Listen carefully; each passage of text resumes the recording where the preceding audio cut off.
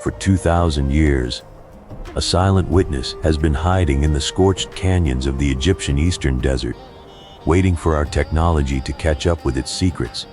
Imagine standing in a desolate wadi, miles from any modern road, where the wind howls through limestone cliffs that once guarded the path to the Red Sea. You look at a rock face covered in the expected Latin of Roman soldiers and the Greek of imperial administrators. But then, your eyes settle on something that shouldn't exist. Deeply incised into the stone are the elegant, curving characters of Brahmi and Tamil-Brahmi, the ancient scripts of southern India. This is not a modern prank. This is a 2,000-year-old digital footprint of a world we were told never existed. We have been conditioned to believe that the ancient past was a collection of isolated islands, separated by oceans that were nothing more than terrifying, impassable voids. We treat the Roman Empire and ancient India as two distinct species of civilization that only met in the pages of rare, dry diplomatic records. But these scratchings on a desert wall tell a far more destabilizing story. They suggest that while the Caesars were busy conquering Europe, the heart of the Egyptian desert was a multi-ethnic transit hub where Indian sailors, merchants, and perhaps even monks were as common as the Roman legionnaires who guarded them. This is the pages of fire of the desert, a hidden archive that shatters our comfortable narrative of Western isolation. We must ask ourselves, if the very cradle of Western civilization was being shaped by the silent, steady pulse of the Indian Ocean trade, why has history worked so hard to keep these two worlds apart? The conventional narrative of the Roman-Egyptian era is one of vertical, centralized power. We are taught to see the grain fleets of the Nile as the lifeblood of Rome, a simple transaction between a hungry capital and its breadbasket. In this version of history, Egypt is a static prize, a treasure chest of grain and granite. The Red Sea is portrayed as a desolate frontier, a scorched boundary where the civilized world simply ended. We are told that trade with the Far East was a luxury of the elite, a mere trickle of silk and pepper that barely rippled the surface of the general economy. This story is stable. It is easy to teach in a classroom. It places the Mediterranean at the absolute apex of human agency, with the rest of the world existing only as a shadowy provider of exotic goods. We feel grounded in this map because it mirrors our own historical biases. We like to think of globalization as a modern invention, a byproduct of the industrial age that finally conquered the tyranny of distance. By keeping the ancients in their respective boxes, we preserve the illusion of our own unique connectivity. Yet, if you look closely at the dust of the wadis leading to the ports of Berenike and Myos Hormos, the micro-doubts begin to germinate. Why did the Roman Emperor Vespasian reportedly lose sleep over the drain of silver to the east? Why did the Periplus of the Erythraean Sea, a merchant's handbook from the 1st century, describe the monsoon winds of the Indian Ocean with such casual, terrifyingly domestic precision? The disruption of this stability does not come from a grand palace or a royal decree. It comes from the graffiti of the common man. For decades, these inscriptions were dismissed by archaeologists as the idle marks of bored laborers, but recent linguistic analysis has revealed a structural anomaly that reinterprets everything. These are not the marks of Roman citizens dreaming of home. These are the voices of the Tamil and Prakrit speakers who navigated the most dangerous trade route on earth to reach the Roman market. This is the forgotten detail that collapses the traditional hierarchy. These inscriptions are not found in a diplomatic archive. They are found on the roadside. They suggest that the presence of Indian nationals in the heart of the Roman Empire was not a rare diplomatic event, but a mundane, daily reality. We must now face a more complex reality. The Roman frontier was not a wall, but a membrane. It was a zone of intense cultural and economic osmosis, where the other was not a distant myth, but a business partner. The very infrastructure of Roman Egypt was being re-engineered to facilitate this flow. The desert was no longer a barrier. It was a high-speed corridor of wealth. Wells were dug at precise intervals. Fortified stations known as hydrumata were constructed to protect the precious water, and a massive bureaucratic apparatus was established to tax every ounce of cardamom and every bolt of muslin that crossed the border. This was not a side project of the empire. It was a systemic reorganization of the state to accommodate a globalism we have spent centuries ignoring. As we move deeper into this hidden landscape, we see that the integration was not just economic, but deeply psychological. When an Indian sailor carved his name into the rock at Wadi Hammamat, he was not just marking his presence. He was asserting his place in a cosmic geography that the Roman state could not fully control. These men brought with them more than just cargo. They brought concepts of time, divinity, and social order that had no equivalent in the Mediterranean.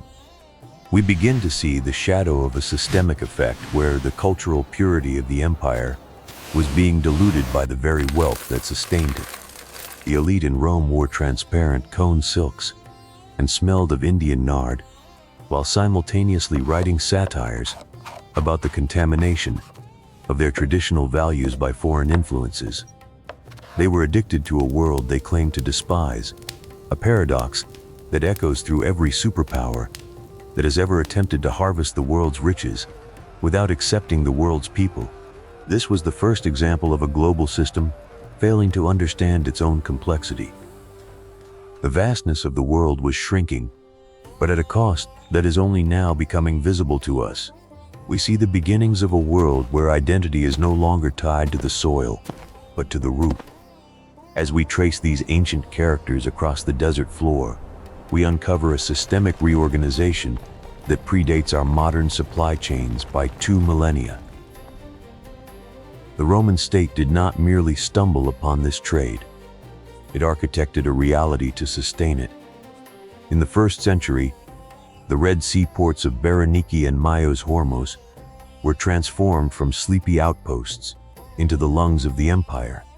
These were not Roman cities in the traditional sense. They were frontier laboratories of globalism, populated by a transient, high-stakes community of sailors from the Malabar coast, agents from Alexandria, and soldiers from the Danube. This was the invisible turning point. The Roman Empire, often characterized as a land-based military machine, had become a maritime creature of the Indian Ocean.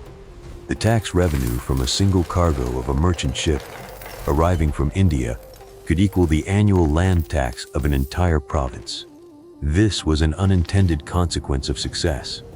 The empire's very survival became tethered to a monsoon wind it could not command, and a people it refused to fully acknowledge. The sheer volume of this hidden history is staggering. Recent excavations at Berenike have unearthed massive quantities of black pepper, teak wood from the Western Ghats, and even beads from Southeast Asia. These are not luxury items for the few. They are the debris of a massive, industrial-scale operation. The hidden trade-off of this prosperity was the slow, psychological erosion of the Roman identity. As the material world became more interconnected, the cultural world recoiled in a defensive spasm. We see this in the writings of Pliny the Elder, who lamented the 50 million sesterces flowing out of the empire every year to buy unnecessary Indian baubles. This was the birth of a modern moral dilemma, the tension between economic necessity and cultural preservation. What was sacrificed in this process was the Roman sense of self-sufficiency. The empire was no longer an island of order in a sea of chaos. It was a node in a network. The psychological cost was a burgeoning anxiety about the other. While the Roman elite lounged on Indian-made furniture, they nurtured a deep, systemic fear of the very connections that made their lifestyle possible. This moral and psychological contradiction created a fragility in the imperial structure. When the trade routes eventually flickered due to plague or political instability in the east, the shockwaves were felt in every villa in Italy. The system was too complex to be resilient. It was the first example of a global system failing under the weight of its own invisible dependencies. The elite had outsourced their luxury, and in doing so, they had outsourced their stability. This dynamic expanded far beyond its Mediterranean origins. triggering a global transformation that we are only now beginning to map. The wealth flowing from Rome to India fueled the rise of the powerful Satavahana and Tamil kingdoms, creating a mirrored explosion of urbanism and art in the East. We see the influence of Roman coinage and artistic motifs in Indian sculpture, just as we see Indian spices and textiles redefining Roman domestic life. This was a symmetrical exchange of DNA, both literal and metaphorical.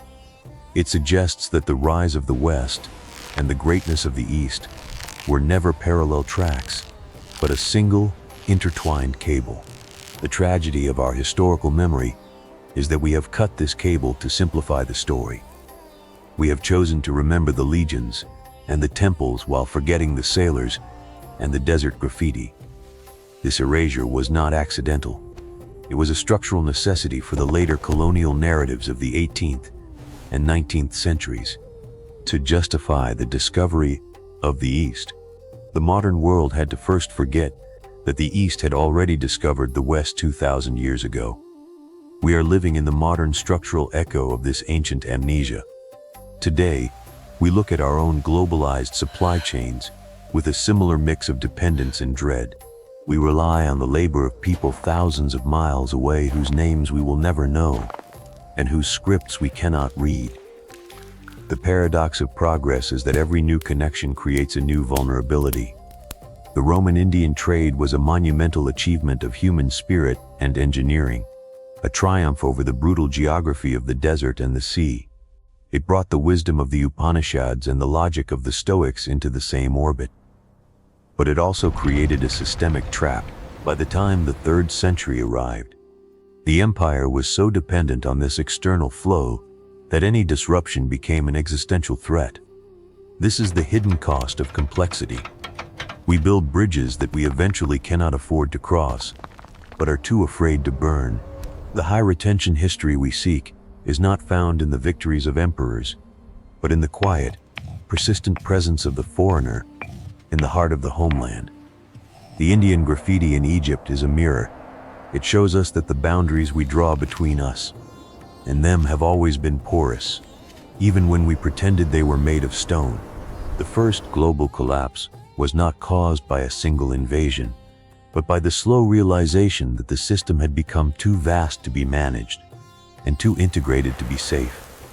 We are the descendants of that realization, still trying to navigate the same desert roads. We return now to the opening contradiction, the desert rock that speaks a forbidden language. We started with the certainty that the ancient world was a place of borders and walls, a map of clearly defined territories. But the evidence forces us into a deeper, more uncomfortable insight. The walls were always a theater, a performance of sovereignty for a public that needed to believe in the safety of the state. Behind the curtain, the world was already a messy, vibrant, and terrifyingly connected place. The Brahmi inscriptions are not just names. They are evidence of a fundamental historical truth that we are only now starting to accept. Connectivity is not a choice. It is an inevitability of the human condition.